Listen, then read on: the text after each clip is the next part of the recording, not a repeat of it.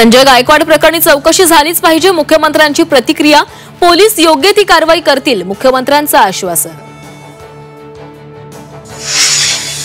परभणीत संस्था चालकाकडून पालकाला बेदम मारहाण, टीसी आणि फी परत मागितल्यानं मारहाण. पालक जगन्नाथ हेडगेंचा मृत्यू, संस्था चालक दाम्पत्यावर पोलिसात गुन्हा दाखल.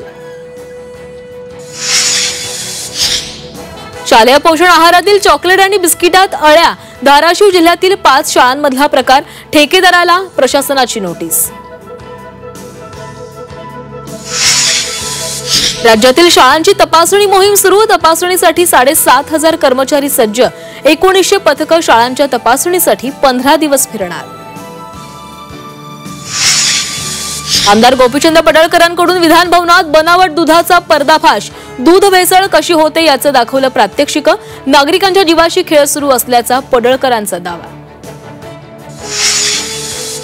हरियाणातील गुरुग्राममध्ये टेनिसपटू राधिका यादवची हत्या, बापाकडून पाठीत गोळी झाडून मुलीची हत्या.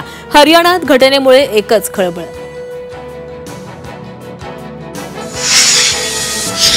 मुसळधार पावसामुळे हतनूर धरणात पाण्याची आवक वाढली. धरणाचे 8 दरवाजे 1 मीटरनं उघडले. 15,256 क्युसेक पाण्याचा नदीपात्रात विसर्ग सुरू.